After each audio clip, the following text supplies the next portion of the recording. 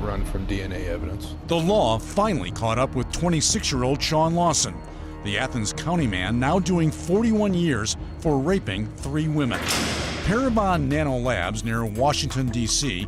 used cutting-edge technology to create a composite which led to his arrest. That same lab now using new DNA testing and analysis to solve an undisclosed crime in Geauga County. There is an active investigation involving that case. Parabon relies on DNA that comes from ordinary people like my coworker, Stephanie Metzger. I don't know a lot about my genetic makeup. Genetic testing companies like 23andMe and Ancestry.com are exploding in popularity. For a fee, anyone can submit a DNA sample by spitting into a tube or swabbing the inside of their mouth. I'm adopted. I was born in Seoul and came to the U.S. when I was about 6 months old. And that's all I really know. Stephanie may not know it, but she could become a genetic informant on her family. Her DNA becomes public if she decides to upload it on GEDmatch, an online database.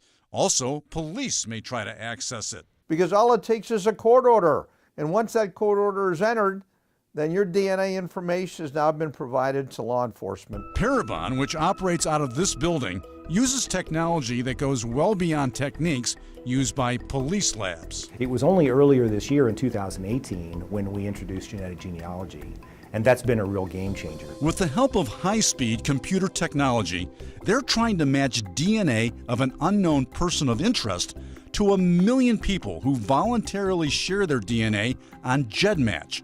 Genetic genealogists eventually narrow the list of matches that could be as distant as third cousins. I think genetic genealogy really has turned a page in the chapter of forensic investigation. Parabon has helped crack 13 cold cases in only 5 months. We're going to be solving cases left and right, and we have been.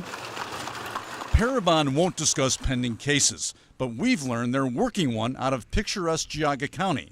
The prosecutor there has prioritized cold cases. This technology may enable us to solve a crime that we would have not otherwise been able to solve. Flay says Parabon got some DNA hits in the case, but he refuses to say anything more for fear it might jeopardize the criminal investigation. For the 51 ladies who were brutally raped. Genetic genealogy gave police the break they needed to identify accused Golden State Killer Joseph James DeAngelo.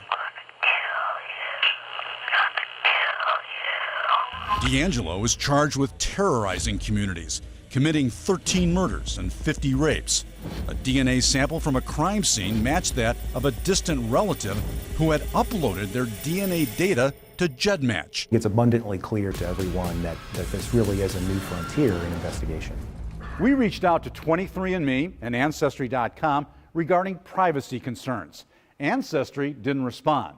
23andMe said they don't share your DNA with police or public databases, and they'll challenge any court order that tries to get it.